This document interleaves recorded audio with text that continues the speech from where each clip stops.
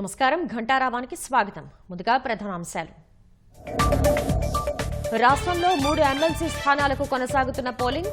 సాయంత్రం 4 గంటల వరకు ఓటింగ్ ప్రక్రియ.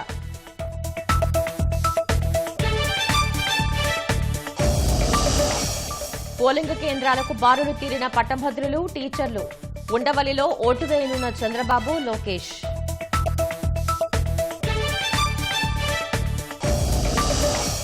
కాసేపట్లో ఓబులవారి పల్లెకు పోసాని కృష్ణమురళి. రాజంపేట కోర్టులో హాజరుపరచనున్న పోలీసులు.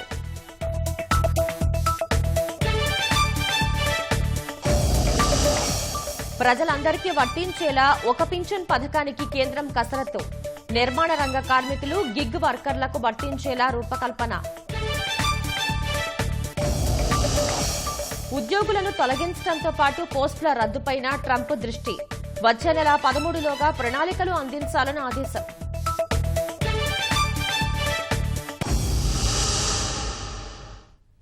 ఉమ్మడి కృష్ణా, గుంటూరు జిల్లాల పట్టభద్రుల ఎమ్మెల్సీ స్థానానికి పోలింగ్ కొనసాగుతోంది. ఓటు హక్కు వినియోగించుకునేందుకు ఓటర్లు తరలివస్తున్నారు.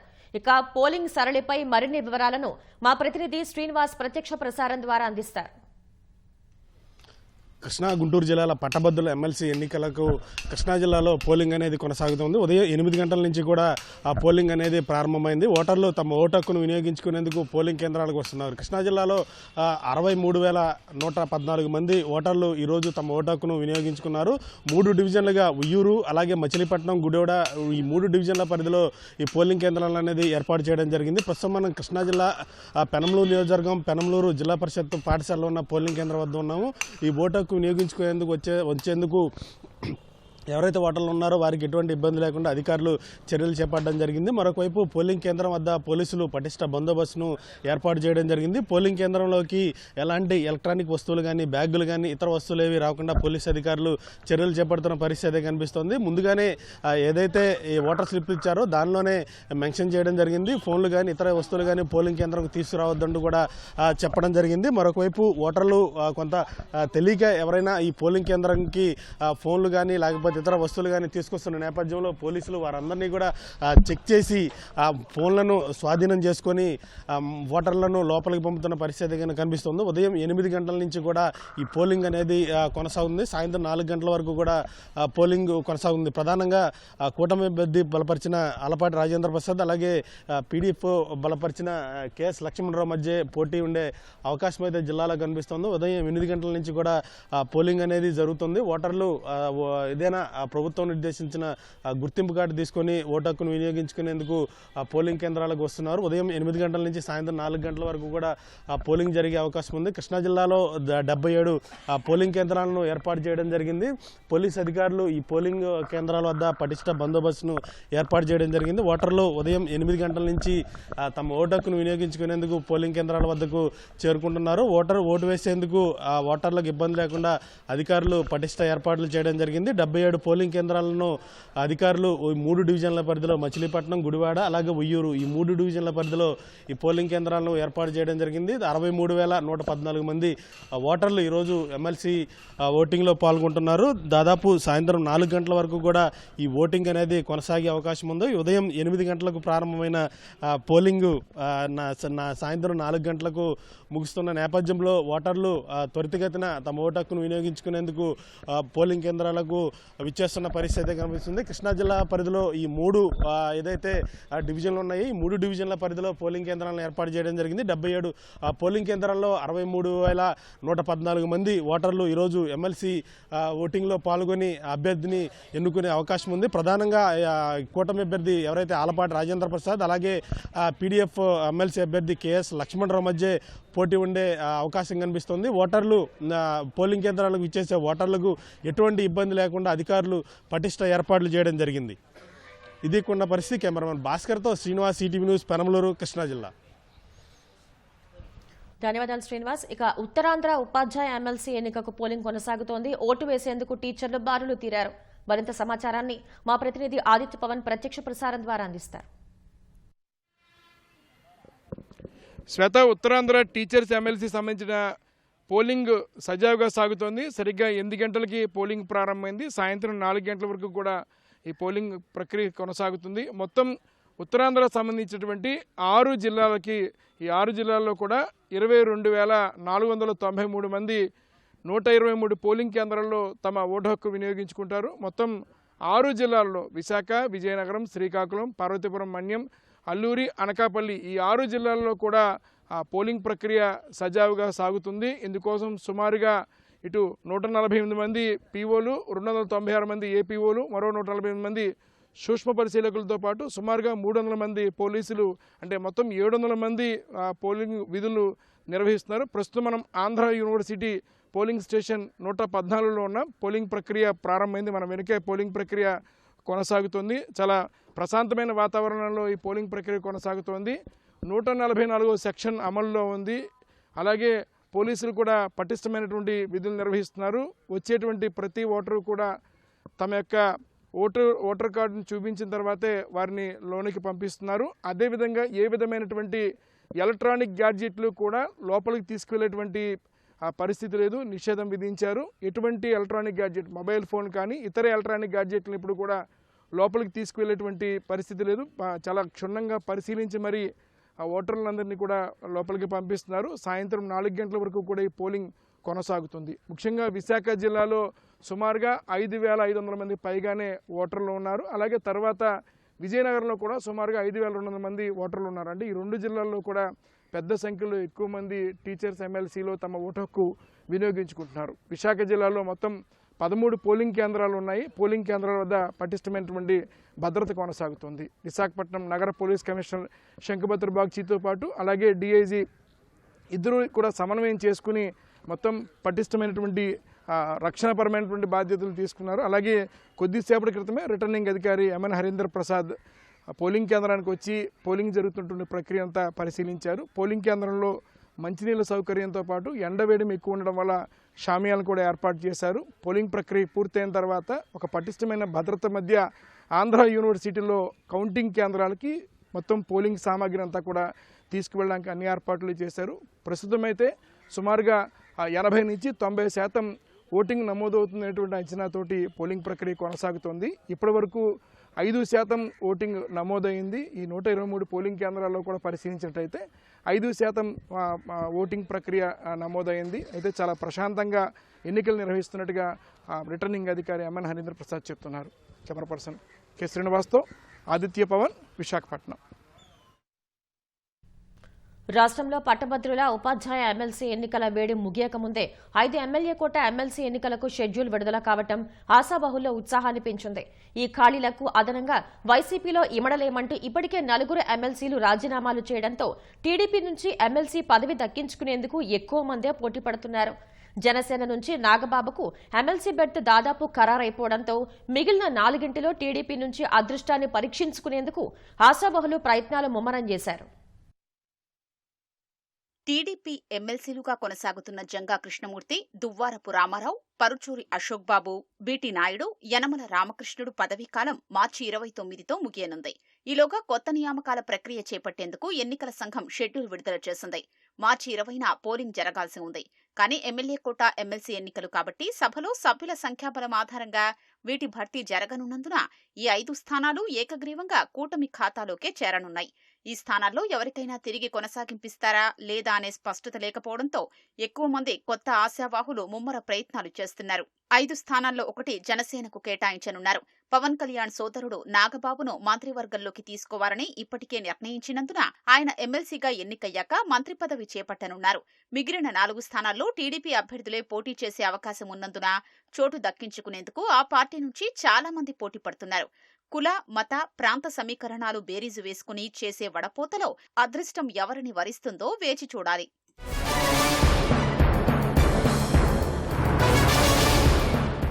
రెండు 2024 ఎన్నికల్లో ఎమ్మెల్యే అభ్యర్థిగా అర్హత ఉన్నప్పటికీ పొత్తు సర్దుబాటు సహా వివిధ కారణాల వల్ల సీటు దక్కించుకోలేకపోయిన వారికి ఎమ్మెల్సీలుగా ప్రాధాన్యమిచ్చే అవకాశం ఉందనే చర్చ నడుస్తోంది. ఇప్పటి వరకు ఇచ్చిన నామినేటెడ్ పదవులు టీటీడీ పాలక మండలిలో చోటు దక్కని వారి జాబితా పరిశీలిస్తే పిఠాపురం టీడీపీ నేత వర్మ, మాజీ మంత్రులు జవహర్, దేవినేని ఉమా, వంగవీటి రాధ, రెడ్డి సుబ్రహ్మణ్యం, గన్ని వీరాంజనేయులు, తిప్పేస్వామి, నల్లపాటి రాము, ప్రభాకర్ చౌదరి, కొమ్మాలపాటి శ్రీధర్ తదితరులు ఉన్నారు. గత 5 ఏళ్ల ప్రతిపక్షంలో ఎమ్మెల్సీలుగా నారా లోకేష్ ఆధ్వర్యంలో అప్పటి ప్రభుత్వంపై శాసన మండలిలో గట్టి పోరాటం చేసిన వారిని పరిగణలోకి తీసుకునే అవకాశం ఉంది. ఈ జాబితాలో మంతెన సత్యనారాయణరాజు, బీదా రవిచంద్ర యాదవ్, టీడీ జనార్దన్, బుద్ధా వెంకన్న, అంగర రామ్మోహన్ తదితరులు ఉన్నారు. రాజధాని అమరావతిని విచ్ఛిన్నం చేస్తూ గత ప్రభుత్వం తీసుకొచ్చిన 3 రాజధానుల బిల్లు శాసన మండలిలో ఆమోదం పొందకుండా క్లిష్ట సమయంలో వీరు గట్టిగా నిలబడ్డారు.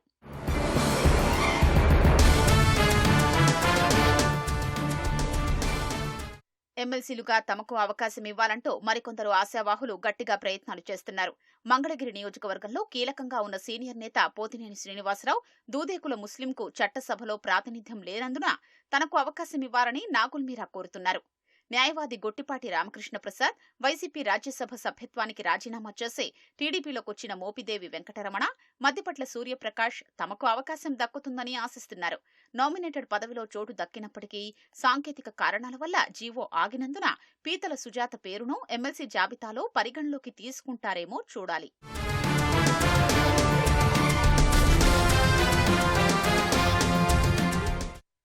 వైసీపీలో ఉండలేమంటూ పార్టీకి, ఎమ్మెల్సీ పదవులకు కర్రి పద్మశ్రీ, పోతుల సునీత, బల్లి కళ్యాణ చక్రవర్తి, జయమంగళ వెంకటరమణ రాజీనామా చేశారు.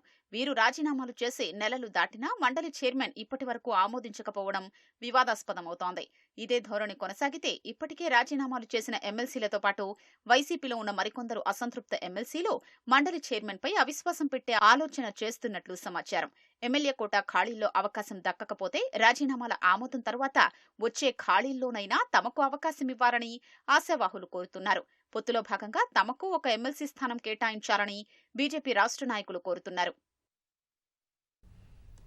చిత్ర పరిశ్రమలో వర్గ విభేదాలు సృష్టించేలా అనుచిత వ్యాఖ్యలు చేస్తున్నారు అనే కేసులో అరెస్ట్ అయిన సినీ నటుడు పోసాని కృష్ణమురళిని పోలీసులు ఓబులవారిపల్లె తీసుకురానున్నారు. రాజంపేట కోర్టులో పోసానిని హాజరుపరిచే అవకాశం ఉంది. మరింత సమాచారాన్ని మా ప్రతినిధి మురళి ప్రత్యక్ష ప్రసారం ద్వారా అందిస్తారు.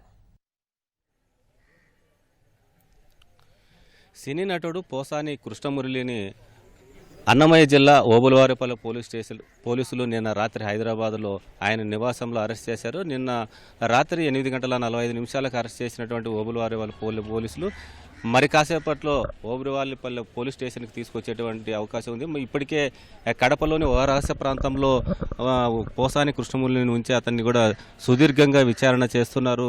మరి కాసేపట్లో ఈ పోలీస్ స్టేషన్కి తీసుకొచ్చిన తర్వాత ఇక్కడ ఓబులవారిపల్లెలోని ప్రభుత్వ వైద్యశాలలో అతనికి వైద్య పరీక్షలు నిర్వహించి అనంతరం రాజంపేట ఫస్ట్ క్లాస్ మేజిస్ట్రేట్ ముందు అతన్ని హాజరుపరిచేటువంటి అవకాశం ఉంది. ఈ మేరకు ప్రస్తుతం పోలీస్ స్టేషన్లో రైల్వే కోడూరు సిఐ వెంకటేశ్వర్లు కూడా ఈ అరెస్టుకు సంబంధించినటువంటి స్టేట్మెంట్లు, రిమాండ్ రిపోర్ట్లు అన్ని కూడా తయారు చేస్తున్నారు. దీనికి సంబంధించినటువంటి అరెస్టుకు సంబంధించినటువంటి ప్రక్రియ కూడా కొనసాగుతోంది. పోసాని కృష్ణమురళి పోలీస్ స్టేషన్కి వచ్చిన తర్వాత ఆయనతో మరిన్ని సంతకాలు తీసుకొని అతని వాంగ్మూలాలన్నీ కూడా నమోదు చేసేటువంటి అవకాశం ఉంది. ప్రధానంగా చూసుకున్నట్లయితే పోసాని కృష్ణమురళి పైన ఈ నెల 24వ తారీఖున ఈ ఓబులవారిపల్లె మండలం చంద్రరాజుపోడు మాజీ సర్పంచ్ జోగినేని మణి అనేటువంటి జనసేన నాయకుడు ఇచ్చినటువంటి ఫిర్యాదు మేరకు వివిధ సెక్షన్ల కింద పోసాని కృష్ణమురళి పైన కేసు నమోదైంది.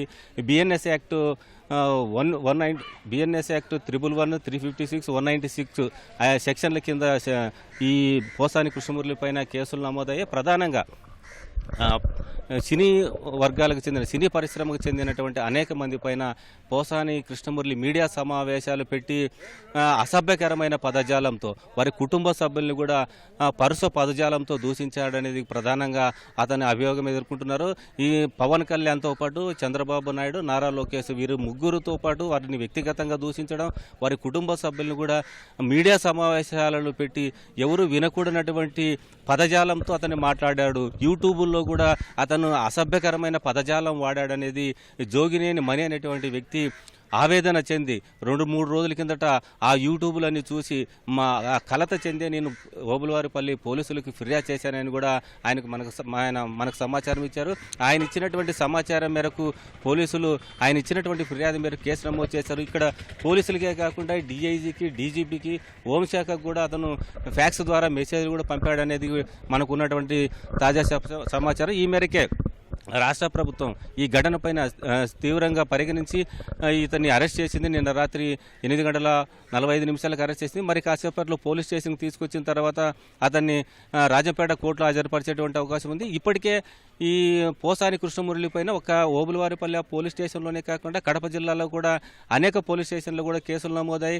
కడప రిమ్స్, కడప చిన్న Chowk, one town police station, అదేవిధంగా ప్రొద్దుటూరు, జమ్మలమడుగు ప్రాంతాల్లో కూడా అనేక మంది జనసేన పార్టీ నాయకులు కావచ్చు, టీడీపీ కార్యకర్తలు కావచ్చు, ఇతను వాడేటువంటి మీడియా సమావేశాల్లో కావచ్చు, యూట్యూబ్ సమావేశాల్లో కావచ్చు, అతను వాడేటువంటి ఆ పదజాలం చాలా అసభ్యకరంగా ఉందనేటువంటి ప్రధానమైనటువంటి అభియోగం పైన వాళ్ళ మనస్సు కలెత్త చెంది వీళ్ళందరూ కూడా పోలీసులకు ఫిర్యాదు చేసినటువంటి సందర్భాలు అనేకమనే. గత 2 నెలల నుంచి కూడా వివిధ పోలీస్ స్టేషన్లో ఫిర్యాదులు చేస్తూనే ఉన్నారు. కేసులు కూడా నమోదవుతున్నాయి. BNS యాక్ట్ 196, 353, 111 సెక్షన్ల కింద కేసులు నమోదు చేస్తూనే ఉన్నారు. ఇప్పుడు తాజాగా ఓబులవారిపల్లె పోలీస్ స్టేషన్లో కేసు నమోదైన తర్వాత మిగిలినటువంటి పోలీస్ స్టేషన్లో PT వారెంట్లు వేసి అతన్ని కూడా అదుపులోకి తీసుకునేటువంటి అవకాశం ఉంది. ప్రస్తుతం మరి కాసేపట్లో ఈ పోసాని కృష్ణమురళి పోలీస్ స్టేషన్కి వచ్చిన తర్వాత అతనికి కావాల్సినటువంటి ఫార్మాలిటీసు, స్టేట్మెంట్ రికార్డులు అన్నీ పూర్తయిన తర్వాత మధ్యాహ్నం లోపు Rajampet first class magistrate court ముందు హాజరుపరిచేటువంటి అవకాశం ఉంది.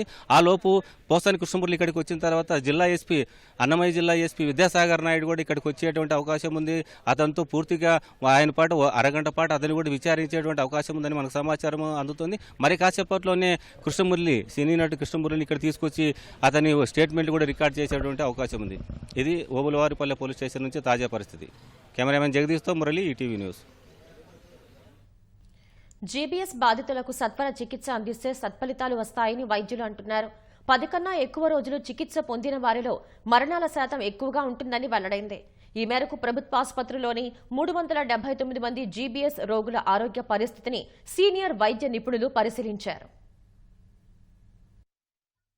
గులియన్ బారీ సిండ్రోమ్ వ్యాధితో ఆసుపత్రుల్లో ఎక్కువ రోజుల పాటు చికిత్స పొందిన వారిలో మరణాల శాతం ఎక్కువగా ఉంటోంది. గతేడాది జనవరి నుంచి ఇటీవలి వరకు రాష్ట్రంలో 379 మంది జీబీఎస్ వ్యాధితో ఆసుపత్రుల్లో చేరారు. 40 మంది మరణించారు. ఈ క్రమంలో రాష్ట్రంలోనూ జీబీఎస్ కేసుల నమోదు, మరణాలపై అధ్యయనం చేయాలని ముఖ్యమంత్రి చంద్రబాబు ఆదేశాలతో వైద్య ఆరోగ్య శాఖ ప్రభుత్వ సర్వజన ఆసుపత్రుల్లో జనవరి 24 నుంచి ఇటీవలి వరకు నమోదైన 379 జీబీఎస్ రోగుల వివరాలను సీనియర్ వైద్య నిపుణులతో సమగ్రంగా పరిశీలన చేయించింది. పూణేలో మాదిరిగా ఒకే చోట కాకుండా అన్ని చోట్ల కేసుల నమోదు జరిగిందని వెల్లడైంది.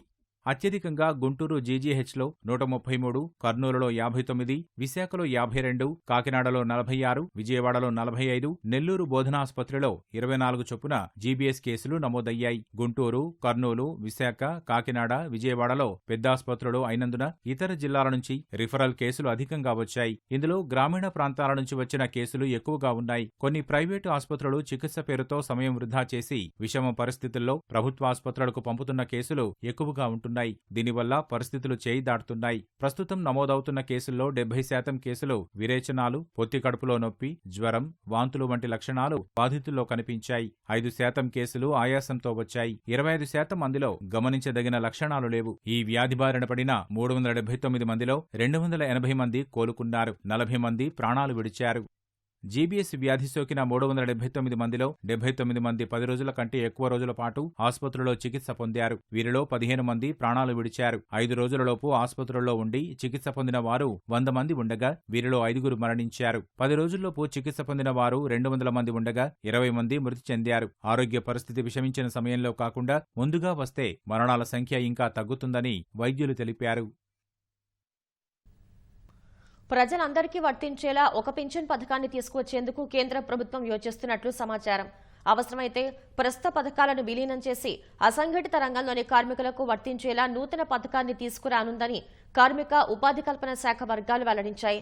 నిర్మాణ రంగ కార్మికులు, ఇళ్లలో పనులు చేసేవారు, గిగ్ వర్కర్లు వంటి వారికి ప్రభుత్వ నిర్వహణలోని కొన్ని పథకాలు అందకపోవడంతో వారికి వర్తించేలా సార్వత్రిక పథకాన్ని తీసుకురానుందని తెలిసిందే. అసంఘటిత రంగంలో పనిచేస్తున్న వారి కోసం అమలు చేస్తున్న పథకాలను క్రమబద్దీకరించి పౌరులెవరైనా స్వచ్ఛందంగా కొంత మొత్తాలు జమ చేసుకుని 60 ఏళ్ల వయసు తర్వాత పింఛన్ పొందేలా సురక్షితమైన ఒకే తరహా పథకాన్ని అందుబాటులోకి తేవాలని కేంద్రం భావిస్తోంది. కొత్త పథకంపై ఉద్యోగుల భవిష్య నిధి సంస్థ ఈపీఎఫ్ఓ కసరత్తు చేస్తోంది. విధి విధానాలపై త్వరలోనే ప్రజాభిప్రాయ సేకరణ ఉంటుందని కార్మిక శాఖాధికారి ఒకరు వెల్లడించారు. జాతీయ పింఛన్ పథకం ఎన్పీఎస్ ఇకపైన యథాతథంగా కొనసాగుతుందని తెలిపారు.